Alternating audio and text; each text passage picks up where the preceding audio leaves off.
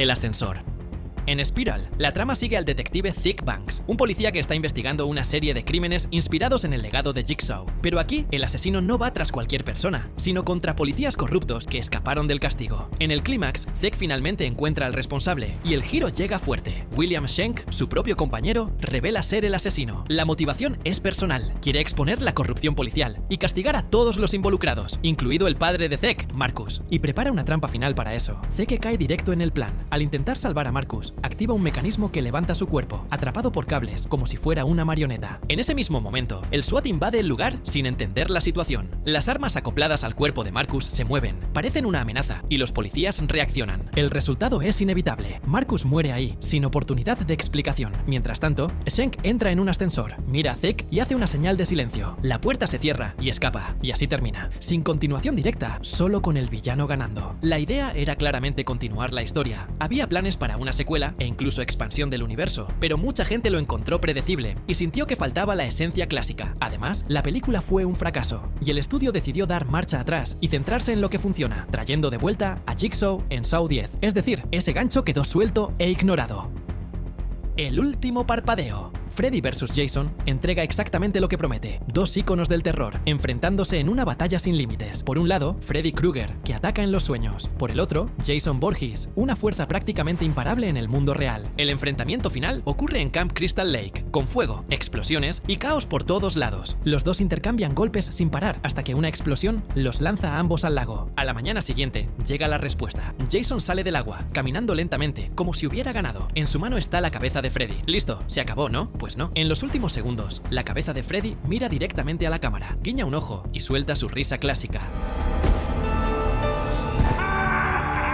Y eso lo cambia todo, porque Freddy no funciona con las mismas reglas, incluso derrotado, sigue ahí. Puede estar esperando, manipulando o incluso haber ganado de otra forma. La película básicamente se niega a dar una respuesta definitiva, y eso que la secuela era el camino obvio. Había planes reales, incluyendo un crossover aún mayor con Ash de Evil Dead, pero no hubo acuerdo, y tiempo después, la idea se convirtió en cómic, pero quedó solo en eso.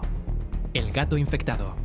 En Slither, la historia gira en torno a un pequeño pueblo que se convierte en un verdadero caos después de que un parásito alienígena empieza a transformar a las personas en criaturas bizarras. En el centro de todo está Grant, un hombre común que termina siendo el principal huésped de ese organismo extraño y se convierte en una especie de monstruo colectivo, absorbiendo todo a su alrededor. La película mezcla terror con un humor bastante ácido, así que nada se toma 100% en serio, pero aún así, el peligro es real. Después del clímax, donde Grant finalmente es destruido y todo parece resuelto, llega la escena postcréditos y no pierde tiempo. La cámara muestra los restos esparcidos de la criatura. Básicamente pedazos de esa masa alienígena todavía hay, tirados. Entonces aparece un gato curioso, se acerca, huele y empieza a lamer esa sustancia sospechosa, y de repente corta a negro con el animal gritando, indicando que fue atacado.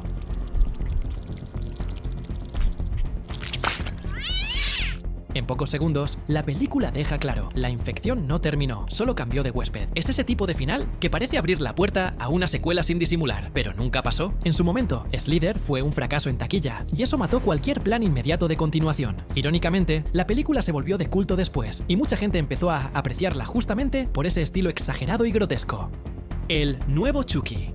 En Child's Play, de 2019, Chucky no es un espíritu atrapado en un muñeco, sino una inteligencia artificial, diseñada para ser el mejor amigo de los niños. El problema comienza cuando un empleado altera el sistema del muñeco antes de irse de la empresa, eliminando todas las limitaciones de seguridad. Resultado, nace un Chucky sin control. La historia sigue a Andy, un chico que recibe el muñeco Buddy y crea una conexión real con él. Pero esa amistad rápidamente se sale de control. Chucky empieza a interpretar todo de forma distorsionada, intentando proteger a Andy a cualquier costo, y eso incluye eliminar a cualquier persona que considere una amenaza. Al final, Andy, su madre y sus amigos logran destruir el muñeco. Literalmente despedazan el cuerpo de Chucky dentro de la tienda, terminando con ese caos físico. Parece resuelto, pero la escena final lo cambia todo. En un almacén, una nueva caja de Buddy 2 está siendo preparada. La cámara se enfoca en el muñeco dentro de ella, y de repente, sus ojos se encienden en rojo.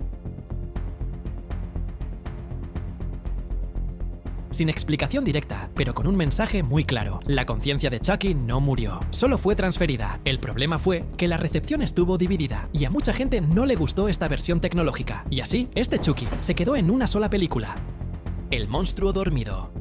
En Jeepers Creepers 2, la trama sigue a un grupo de estudiantes atrapados en una carretera desierta, mientras son perseguidos por una entidad antigua que aparece cada 23 años para alimentarse. Este monstruo, conocido como Creeper, no solo mata, sino que elige partes de sus víctimas para reconstruirse, lo que lo hace casi imposible de detener. En el clímax, quien cambia el juego es Jack Taggart, un granjero que perdió a su hijo a manos de la criatura y está completamente enfocado en la venganza. Prepara una trampa y logra capturar al Creeper. Usando un arpón improvisado, inmoviliza al monstruo.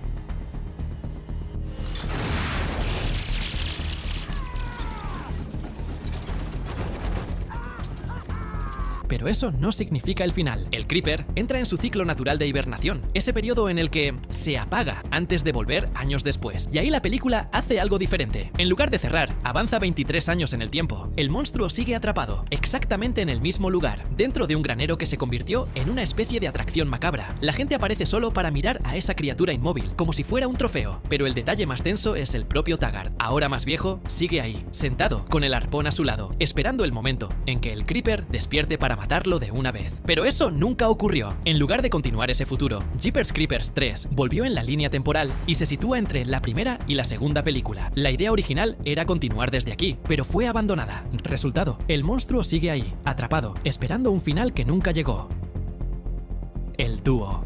En Leyendas Urbanas, corte final, la propuesta sigue la misma del primer filme, mezclando asesinatos con historias de leyendas urbanas dentro de un ambiente universitario. Aquí, la protagonista Amy intenta sobrevivir mientras un asesino comienza a eliminar a personas a su alrededor, siempre recreando muertes inspiradas en esas historias populares. Al final, el responsable es revelado como el profesor Solomon, alguien que manipuló todo desde las sombras. Pero la historia no termina ahí. En la escena antes de los créditos, la película cambia completamente el juego. La cámara muestra una habitación en un hospital psiquiátrico. Una televisión está encendida, mostrando justamente la película que Amy hizo durante la trama, como una especie de metanarrativa de la propia historia. Una enfermera entra, apaga la TV y se acerca a un paciente en silla de ruedas. Cuando gira la silla, se revela que el paciente es el profesor Solomon, vivo, incluso después de todo lo que pasó. Pero la escena guarda otra sorpresa. La enfermera no es una enfermera cualquiera, es Brenda Bates, la asesina de la primera leyenda urbana de 1998. Se inclina y dice que los dos tienen mucho en común. Luego, se lleva a Solomon fuera de la habitación.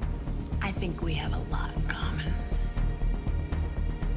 La implicación es clara, los dos asesinos de la franquicia, vivos, juntos y posiblemente listos para actuar de nuevo, todo preparado para una tercera película conectando todo. Pero eso nunca pasó. Cuando Urban Legends Bloody Mary fue lanzada, la franquicia cambió completamente de rumbo y apostó por una historia sobrenatural, ignorando esa conexión. Además, la tercera película tuvo un presupuesto menor y fue directo a video. Al final, esa escena quedó como una curiosidad, casi un universo compartido que apareció demasiado pronto y terminó abandonado. Los otros villanos. En Brightburn, un niño cae del cielo y es criado por una pareja como si fuera humano, pero a diferencia de la versión clásica del héroe, empieza a desarrollar poderes y usa todo de forma oscura, sin empatía y sin ningún límite. La idea de la película es simple. ¿Y si alguien con poderes como Superman eligiera ser un villano desde el principio? El caos crece rápido y al final, Brandon ya está completamente fuera de control. Mata a sus padres y, para encubrir todo, derriba un avión sobre su propia casa para que parezca un accidente y así asume por completo esa identidad y empieza a actuar como una amenaza global. Pero la película guarda un detalle importante para los momentos finales. Aparece un presentador de teorías conspirativas que empieza a conectar varios eventos extraños alrededor del mundo.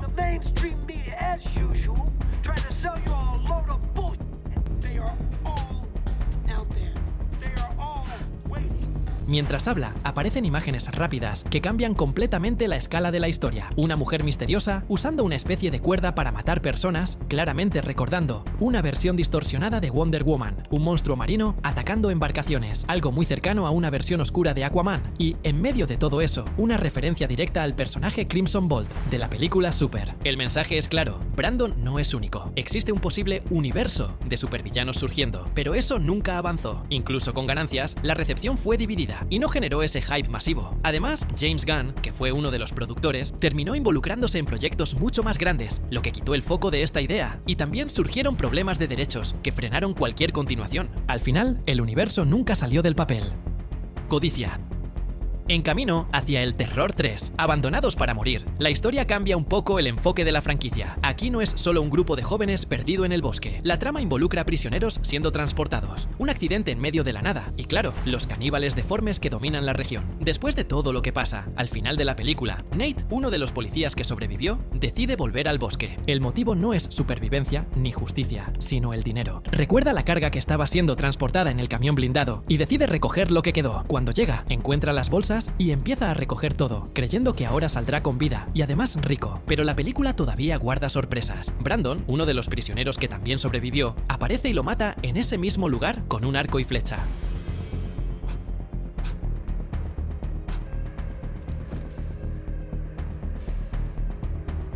Parece que el dinero cambió de dueño. Brandon empieza a recoger las bolsas, repitiendo exactamente el mismo error. Y entonces llega el golpe final. Un caníbal, que nadie sabía que seguía por ahí, aparece de la nada y ataca a Brandon antes de que pueda escapar. Y ahí corta sin mostrar quién era ese caníbal. El problema es que después de eso la franquicia simplemente tomó otro camino, yendo hacia precuelas y explorando el origen de los caníbales, ignorando completamente este gancho. Resultado, este final quedó abandonado y no llevó a nada.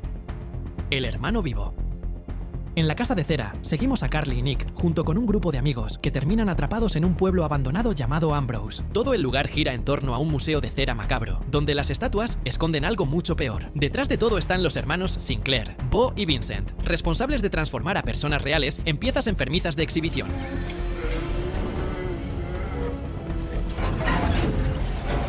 Después de mucho caos y persecución, Carly y Nick logran sobrevivir a lo imposible. Se enfrentan a los dos asesinos, destruyen el museo y escapan de la ciudad. Cuando llega la policía, todo indica que terminó. Caso cerrado. Los responsables murieron. El lugar fue destruido. Fin de la historia. Pero la película guarda el último golpe para la escena final. Mientras los sobrevivientes son llevados en ambulancia, la cámara corta a la carretera. Y ahí viene el detalle que mucha gente pasa por alto. El conductor de la camioneta, ese tipo extraño que apareció al inicio ayudando al grupo a llegar a Ambrose, está ahí. Mira a Carly y Nick y les hace un gesto con la mano, sin explicación directa, pero el mensaje es claro: forma parte de la familia. Existe un tercer hermano. Eso lo cambia todo, porque incluso con Bo y Vincent muertos, alguien que sabía todo sigue libre. Y peor aún, nadie parece darse cuenta. La película tuvo un rendimiento aceptable, pero por debajo de lo esperado, y además fue bastante criticada en su momento. Es decir, la secuela nunca ocurrió.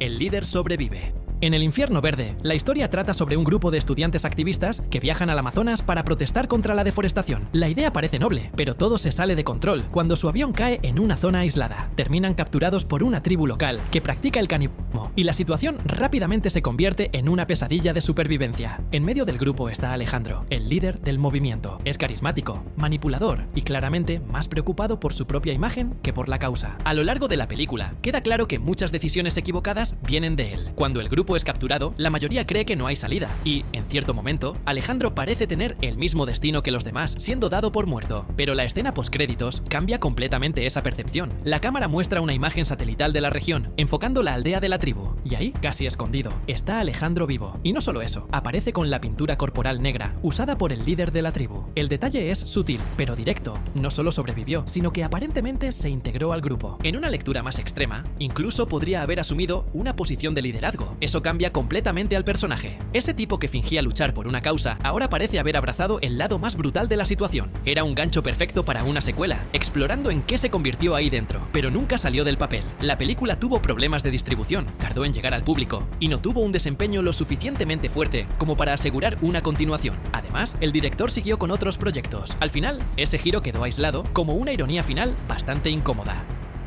El villano que no muere.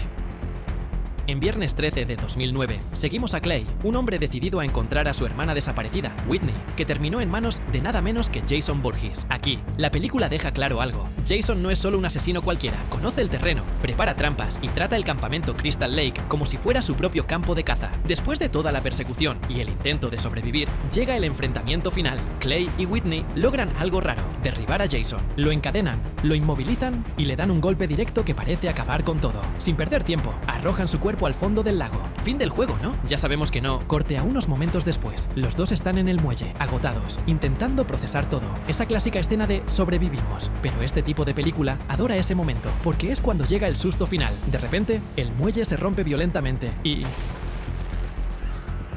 Y listo, ese es el final, dejando claro que querían continuar la historia y que incluso ya tenían un plan. Ya se estaba pensando en una nueva película, con ideas que incluso incluían el lago congelado. Pero ahí aparece el verdadero villano, los problemas legales. La franquicia quedó atrapada en disputas durante años, bloqueando cualquier posibilidad de una secuela. Pero la serie Crystal Lake ya está en producción y por fin volveremos a ver a Jason en pantalla. De hecho, en pantalla tienes un vídeo donde mostramos la evolución completa de Jason Voorhees. Haz clic y míralo.